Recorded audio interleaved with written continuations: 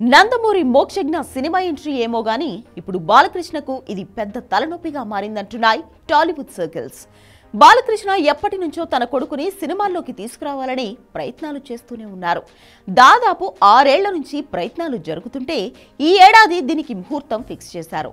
హనుమాన్ సినిమాతో super hit కొట్టిన ప్రశాంత్ వర్మతో తన కొడుకుని టాలీవుడ్ కు పరిచయం చేయాలని బాలకృష్ణ పట్టుదలగా ముందుకు అడుగు వేశారు. అయితే ఈ సినిమా విషయంలో చాలా రూమర్స్ వచ్చాయి. సినిమా ఆగిపోయిందని ప్రచారం జరిగింది. అయితే తాజాగా దీనిపై సినిమా మేకర్స్ క్లారిటీ ఇచ్చారు. సినిమా అసలు ఆగిపోలేదని, కేవలం అవన్నీ ప్రచారాలని, వాటిని నమ్మవద్దని రిక్వెస్ట్ చేశారు. సినిమా అప్డేట్స్ అన్ని కూడా టైం వచ్చినప్పుడు బయటకు వస్తాయని, కాబట్టి ఎదురు చూడాలని ప్రశాంత్ వర్మ కూడా తన సోషల్ మీడియాలో పోస్ట్ చేశాడు. అయితే ఇప్పుడు బాలకృష్ణ మాత్రం తన ఫేవరెట్ డైరెక్టర్తో కొడుకుని పరిచయం చేయడానికి రెడీ అవుతున్నట్లు తెలుస్తోంది. ఎలాగైనా వచ్చే ఏడాది సినిమాల్లో పరిచయం చేయాలనే బాలయ్య పట్టుదలగా ఉన్నాడు. అందుకే అఖండ సీక్వెల్లో తన కొడుకుని పరిచయం చేయడానికి ప్లాన్ చేసేశాడు. ఇప్పటికీ బోయపాటి కూడా మోక్షజ్ఞ కోసం ఒక పవర్ఫుల్ రోల్ రెడీ చేసి పెట్టుకున్నారట.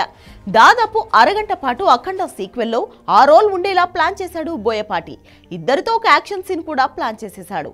పాన్ ఇండియా లెవెల్లో ఆ సినిమా రిలీజ్ అవుతుంది కాబట్టి ఖచ్చితంగా తన కొడుకు గురించి కూడా పాన్ ఇండియా లెవెల్లో ఆడియన్స్ చూస్తారని బాలయ్య ప్లాన్. ప్రశాంత్ వర్మ సినిమా కోసం ఎదురు చూడకుండా ముందే తాను ఇంటర్వ్యూస్ చేయాలని బాలయ్య పట్టుదలగా ఉన్నారు. ఇక బోయపాటి కూడా ఈ విషయంలో వెనకడుగు వేయడం లేదట. ఈ సినిమాలో తన కొడుకుకి ఎంపీ రోల్ ఇచ్చినట్లు టాక్.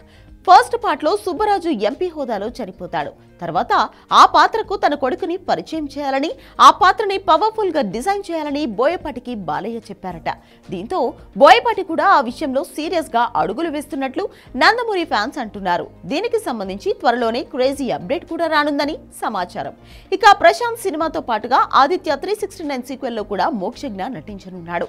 2026 జనవరి తర్వాత మొదలుపెట్టే ఛాన్స్ ఉంది. త్వరలోనే బాలకృష్ణ బాబీ కొల్లి డైరెక్షన్ లో డాకు మహారాజ్ అనే సినిమాను రిలీజ్ చేయనున్నారు.